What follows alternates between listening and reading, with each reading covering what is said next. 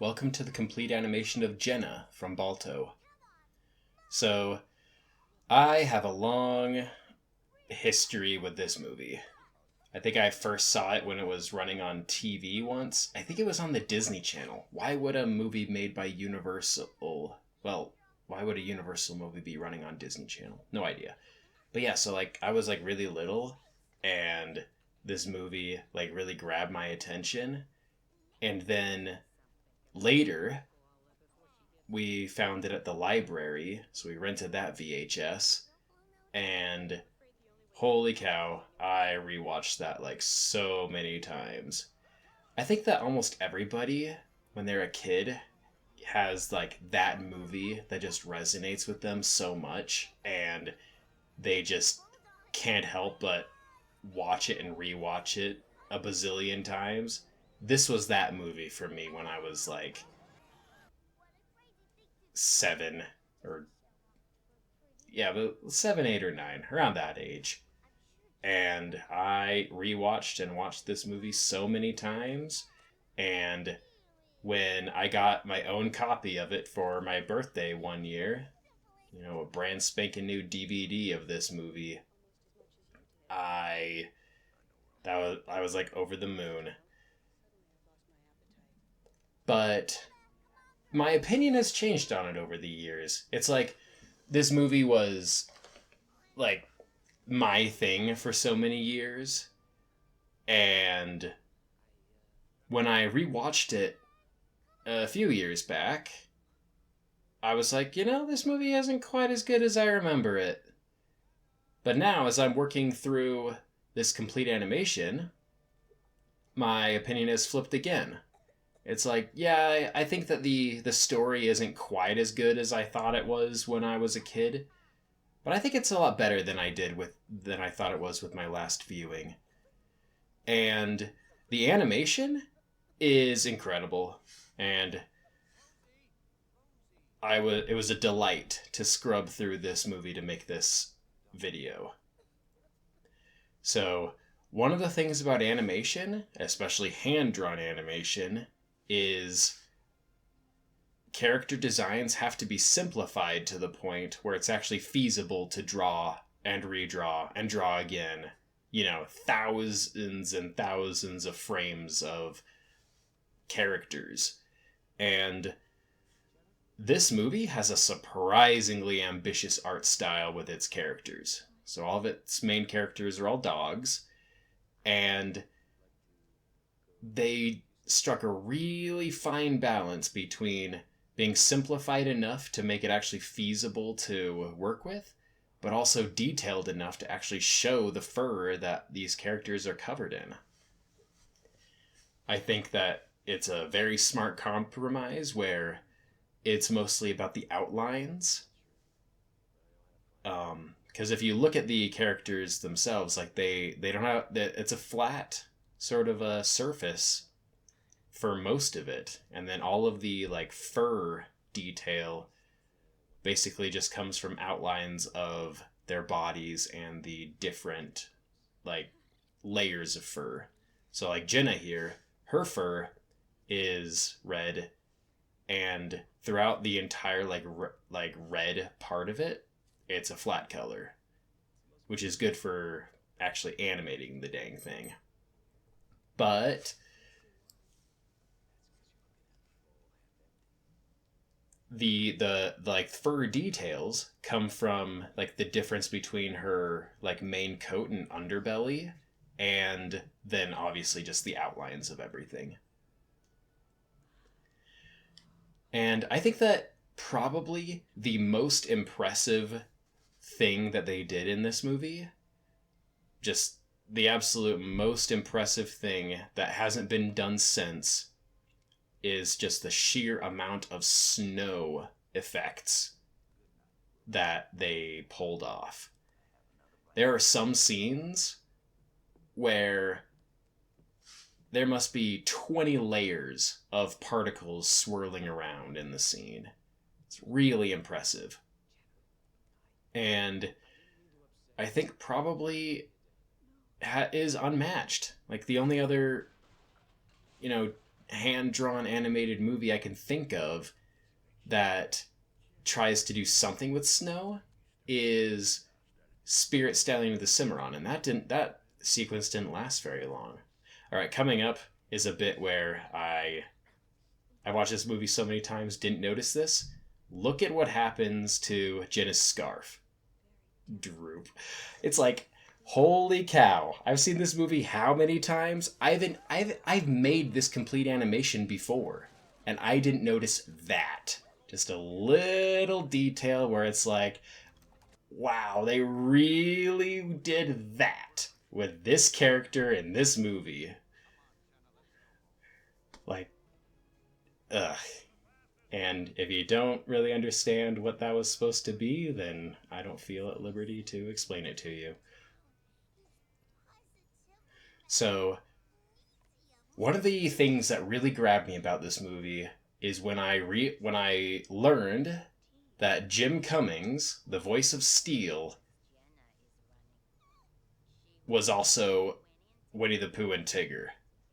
Of course, since then, I've learned that Jim Cummings is like one of the most, if not the most, prolific voice actors ever. And I still think that this movie is one of his like top moments.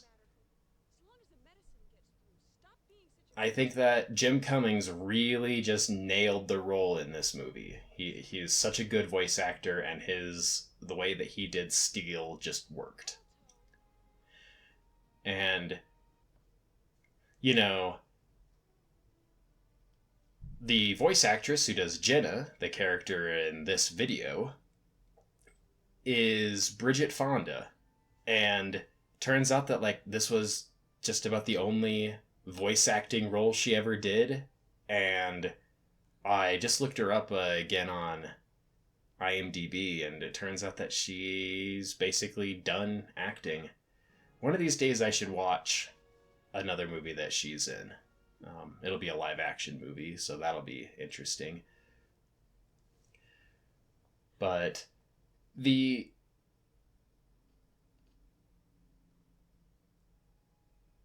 there was a documentary made a while ago about Balto. It's like a behind the scenes sort of a thing. And the first thing I want to know is, why didn't that make its way into the DVD release? In fact, yeah, that was one of the things that really bothered me about the DVD release as a kid. It said it had all these special features. They're not there. They aren't. It's like on the back of the box it says, here are these special features. I combed through every menu option as a kid looking for those things, and all there was a dumb like hide and seek game or something that was maybe kind of interesting the first time you tried it. But yeah, that DVD release did not really do what it said on the tin, and I was disappointed. But anyway, so I saw that documentary, and it said that the face of Jenna was actually modeled off of Audrey Hepburn, which is really interesting. And it's like, you can kind of see it, but there's only so much you can do with a dog. The But she does have eyebrows. It's like people say, oh, DreamWorks eyebrows, talking about the way that they did eyebrows for their animated features. Their 2D features, I mean. Specifically Spirit, Prince of Egypt, and Sinbad, and Road to El Dorado. But it's like, this movie came out long before any of those, and she's already rocking those eyebrows.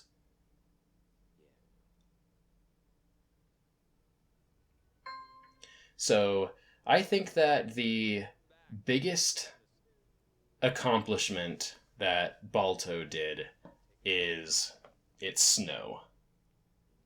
The snow in Balto is the most impressive part of the entire movie.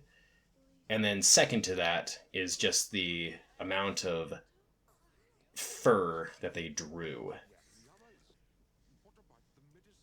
But, me being so familiar with this movie, there are some things that kind of stand out to me as being kind of awkward. And one of the most awkward things are the crowds of humans. There's like three major scenes: the race at the beginning, and when they send the sled team off to fetch the medicine, and then at the very end when the medicine comes back. I I think that the crowds of humans have some issues. It's like when you look at him, you're like, "Oh, there's that one guy. He's just on a cycle and he's cycling like 4 times." But yeah, one of the things that I wish kind of had changed in the story is that I wish that Jenna hadn't been injured in the bear fight, because it would have been so interesting to see her actually go through the entire journey and help bring the medicine back. I think that that would have been cool. This ending bit where she gives the eyes to Balto and, they give the weird animal hug that they also have in The Lion King. I thought that this was like the coolest thing as a kid. I was like, man, when I grow up, I hope that one day beautiful woman looks at me the way that Jenna looked at Balto in that scene. And surprise! It's not just the complete animation of Jenna in Balto, but it's also the 2 direct-to-video sequels.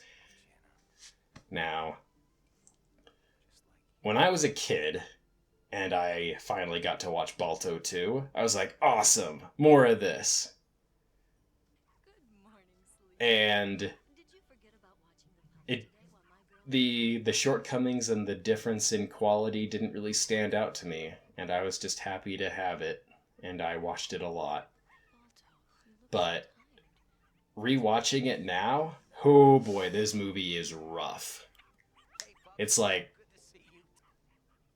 this movie shouldn't have been started when it was, because it's like this movie was using sort of like pioneering lower budget digital technology, and it's just rough. There are so many like low quality 3D assets that they use. There are so many low quality JPEGs that they use for like backgrounds and things.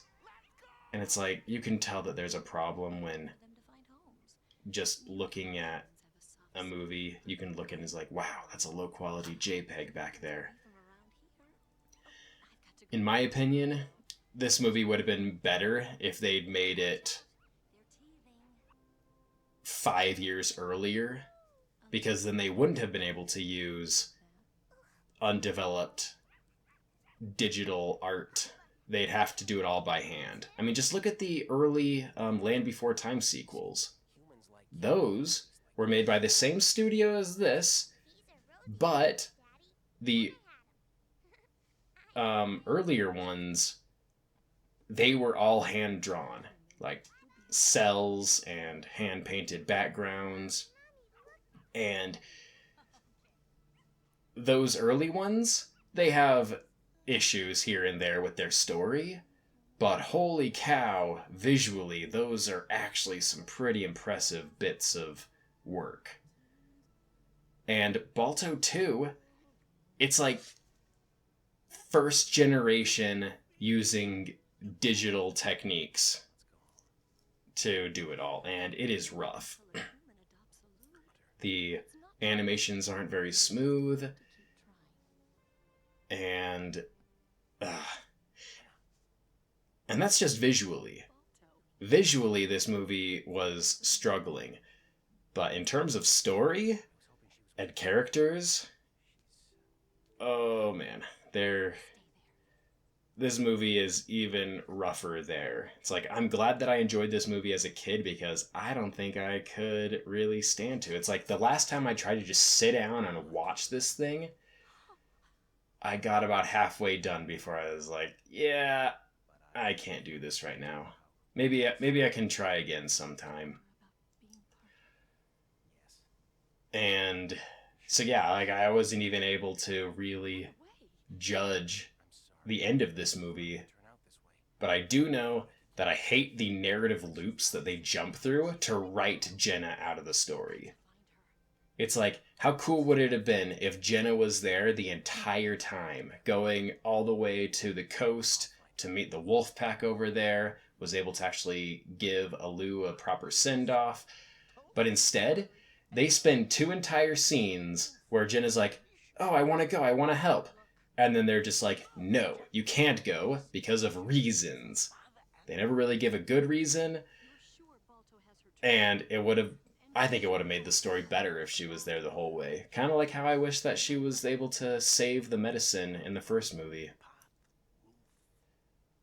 But then we come to Balto 3.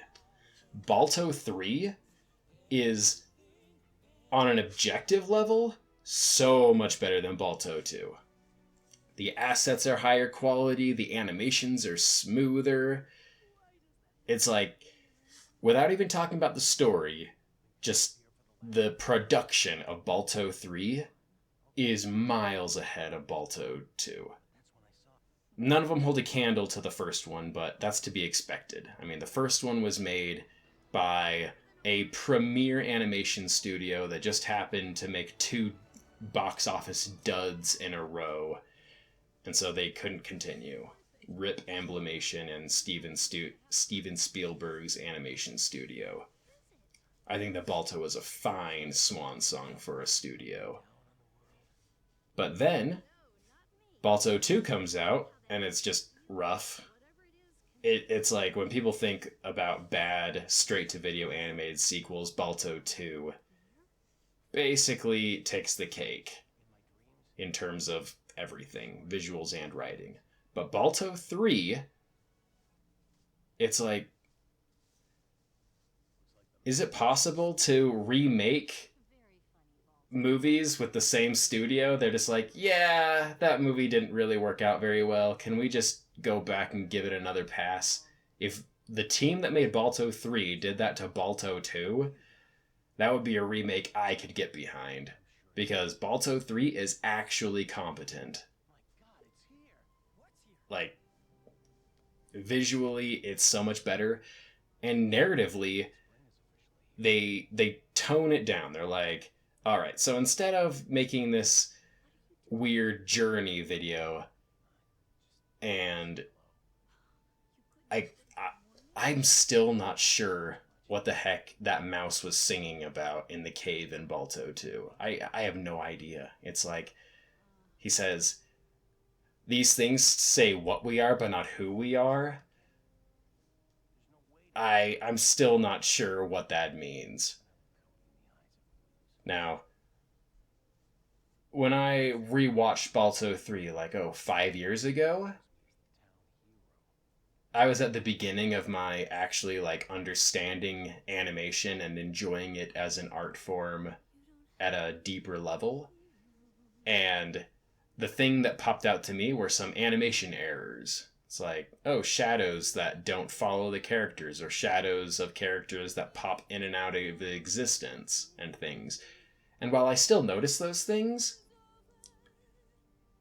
I've developed a much keener eye for just how characters move and consistency between frames and dynamic actions that characters go through that are impressive. It's like, wow, somebody drew that. So I've now like, Balto 3 is now an improved work in my opinion. It's a lot better. Yeah, let's talk about Jenna. So in the first movie, Jenna is clearly to be the love interest. But I think that they went about it in a pretty interesting way. It's like she is first and foremost the dog of the sick girl, and her interest in all of the proceedings is strictly that she wants to see her girl get better. But it's like the way that her and Balto's relationship evolves is kind of interesting. It's like the words "I love you" are never said. The words that, in fact, Balto is interesting in how little dialogue there actually is. In fact, Balto himself, he basically never says anything after um yeah, like he never says anything after the scene in the mountains where Steel like falls off a cliff. It's like he hardly says anything after that. And I wonder if that's an intentional choice or if it's something to do with the voice actor Kevin Bacon. Um, I don't think any of the voice actors from the original film worked on the sequels, especially not Kevin Bacon. But, oh, fun fact, in Balto 3, and I think Balto 2, I'm not sure if they have the same voice actor in the two sequels, but in Balto 3, Balto's voice is by another really prolific voice actor whose name eludes me right now, but he's also the voice of the Brain in Pinky and the Brain.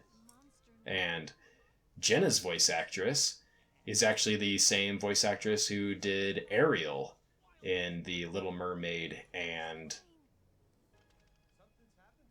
its sequels. Now, oh boy, the Little Mermaid sequels. Now, there's something I need to rewatch because holy cow. But it's like, yeah, I have an interesting thought process about the Little Mermaid, especially just the character designs. Yeah, it's weird. But yeah, so Jenna, she's a good character, and I'm glad that she got a bigger role in Balto 3. Even then, I feel like the character that she was in Balto 1 doesn't really mesh with the character that she is in the sequels. It's weird. It's like, but people change. It's like she was basically a single house pet, and in the sequels they show her as being a mother to other characters. But yeah, so final verdict: Balto, excellent film. Balto 2, kind of a train wreck, and train wrecks are worth watching. And Balto 3, the actual good sequel. And I doubt we'll ever see any more entries in this franchise. So this is what we have. Thanks for watching.